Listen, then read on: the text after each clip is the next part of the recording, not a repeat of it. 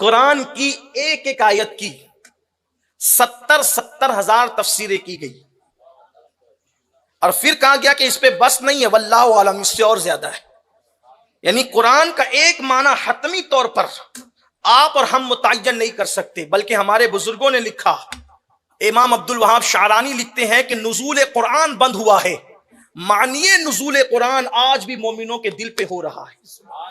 یعنی اگر آج بھی کوئی قرآن پڑھے تو اس کے دل پر قرآن کے معنی کا نزول، یہ کوئی کتاب کی فضیلت نہیں ہے سوائے قرآن مقدس۔ قرآن، بلکہ امام عبد الوہاب شعرانی کہتے ہیں جب آدمی قرآن میں ڈوب جاتا ہے، بہت کثرت سے پڑھتا ہے، تو پھر کبھی کبھی قرآن کی آیت اس کو خود بتاتی ہے کہ میرا مطلب کیا ہے۔ یہ قرآن ہے جس کو ہم نے چھوڑ رکھا ہے، جو در در کے بھکاری بن چکے ہیں کہ ہم نے قرآن کو چھوڑ دیا۔ قرآن آج بھی قرآن اپنا معنی کسی کو بتاتا ہے، کوئی آئے تو صحیح، ہم تو مائل بکرم ہے، کوئی سائل ہی نہیں، راہ دکھلائے کسے راہ روے منزل ہی نہیں۔ لوگ کہتے ہیں اس کا یہ مطلب نہیں، اس کا وہ مطلب نہیں۔ ہم نے کہا کہ 70,000 تو ظاہری معنی ہے، اگر وقت ہوتا تو میں بتاتا کہ غوث پاک نے تو 70 تفاسیر کی بھی ہے۔ ملا علی قاری کو اٹھا کر کے پڑھیں، آپ کو پتا چلے گا کہ انہوں نے بتایا ہے، بعض 21 کہتے ہیں، بعض 70 کہتے ہیں۔ بہرحال تو مخدوم صاحب رحمت اللہ علیہ اپنے ملفوظات میں فرماتے ہیں، جس کو مولانا نظام الدین یمنی لکھتے ہیں، کہ قرآن کی سورہ نبا کی ایک آخری آیت ہے، آخری آیت یہ ہے، وَيَقُولُ الْكَافِرُ يَا لَيْتَنِي كُنْتُ تُرَابًا۔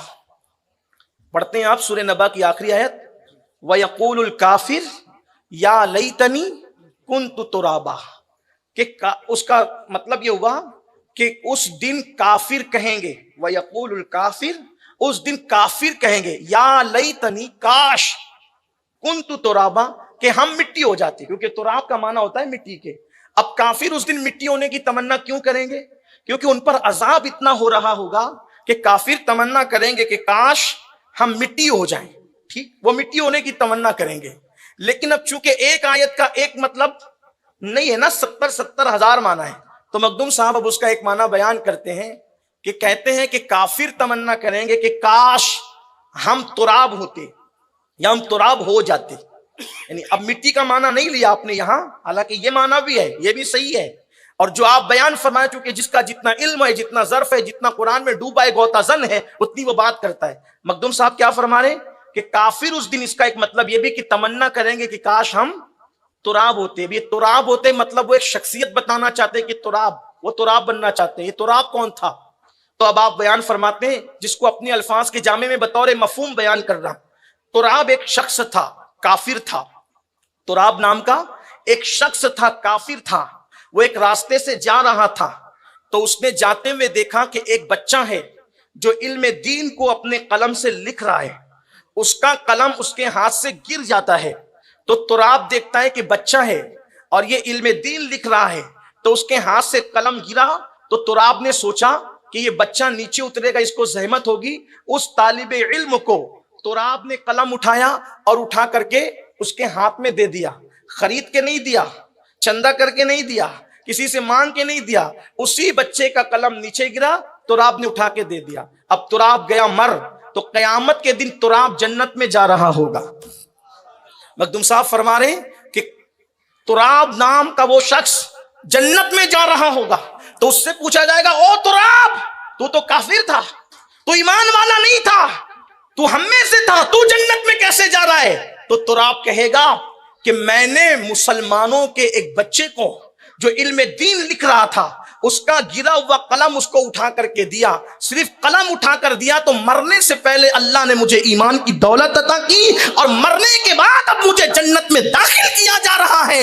صرف قلم اٹھا کر دینے کی برکت ہے کہ اللہ نے مرنے سے پہلے ایمان دیا، مرنے کے بعد جنت عطا کی۔ تو اس دن کافر تمنا کریں گے، یا لیتنی کنت ترابا، کاش کہ ہم بھی تراب ہوتے، کسی علم دین حاصل کرنے والے کا قلم ہی اٹھا کر اس کے ہاتھ میں تھما دیتے، تو آج یہ عذاب نہیں ہوتا، ہم پر بھی انعامات کی بارش ہو۔ سبحان اللہ، سبحان اللہ، نعرہ تکبیر، نعرہ رسالت، علماء اہل سنت، سید امین القادری صاحب قبلہ۔ اب آپ اندازہ فرمائے، اس نے خرید کے نہیں دیا۔ اگر کوئی بندہ طالب علم کو خرید کر دے، اس کا خرچہ اٹھا لے، یا مدرسے چلائے، یا مدرسے بنائیں یا مدرسہ بنانے چلانے والوں کی مدد کرے، ان کی امداد کرے، ان کا سپورٹ کرے، علم دین کے معاملے میں لوگوں کی مدد کرے، تو اللہ اس کو کیا مرتبہ عطا فرمائے گا۔ لیکن قوم کی سوچ بڑی عجیب ہے، مردوں کے نام سے، مرحومین کے نام سے ایصال ثواب بھی کریں گے تو کیا ہر بندہ مسجد میں قرآن لا کے دے رہا ہے، میرے ابا کے نام سے، میرے چچا کے نام سے، میرے دادا کے نام سے، سب قرآن لا کر کے دے رہے ہیں۔ بھئی کیوں؟ سینکڑوں ہزاروں قرآن جمع ہو گئے مسجد میں، پڑھتے کتنے ہیں؟ تو کیا ایسا نہیں ہو سکتا کہ قرآن دینے کی بجائے آپ ایصال ثواب کے طور پر جو مدرسے میں کتابیں لگتی وہ دے دیں؟ ایصال ثواب کے حوالے سے بھی ہمارا بڑا عجیب سا تصور ہو گیا ہے۔ کیا تصور ہو گیا ہے؟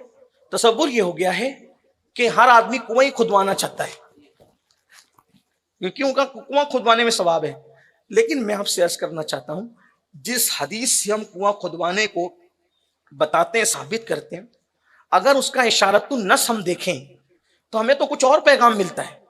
حضرت سعد رسول اللہ کے پاس آ کر کہتے ہیں یا رسول اللہ میری ماں کا وصال ہو گیا ہے، اب میں ان کے لیے کیا کروں؟ تو اس وقت تو ضرورت تھی مدینہ منورہ والوں کو پانی کی، ضرورت تھی پانی کی، تو حضور نے ایصال ثواب کے طور پر پانی کی طرف توجہ دلائی۔ تو گویا کہ ہمیں اشارۃ النص کے طور پر یہ بات مل رہی ہے، جب بھی اپنے مرحومین کے لیے ایصال ثواب کرنے کے لیے نکلا کرو، خرچہ کرنے کے لیے، تو وقت کے بڑے عالم سے، جس کا تقوی، جس کی پرہیزگاری یکش اللہ کے مصداق ہو، اس سے مشورہ کر لیا کرو کہ میں کروں کیا۔ اور اس عالم کی ذمہ داری ہے وہ جو ضرورت ہے اس کی طرف توجہ دلائے۔ جب پانی کی ضرورت تھی تو پانی کی طرف توجہ دلائی گئی، اور آج ضرورت ہے مدارس کو تقویت دینے کی، علم کی مدد کرنے کی، اس لیے کہ میرے آقا فرماتے ہیں العلم حیات الاسلام و عماد الدین، کہ علم اسلام کی زندگی ہے اور دین کا ستون ہے۔ اس لیے ہمیں چاہیے کہ ہم دین کی طرف توجہ دیں، اور بالخصوص اپنے بچوں کو مدرسوں میں داخلہ کروائیں، اپنے بچوں کو پڑھوائیں۔ ہمارے بچوں کے پاس کم سے کم اتنا علم رہنا چاہیے کہ ایمان کیا ہے، کفر کیا ہے، نماز کیسے پڑھنی چاہیے، غسل کیسے کرنا چاہیے، کیا بات کہیں گے تو مسلمان رہیں گے، کیا کہیں گے تو کافر ہو جائیں گے۔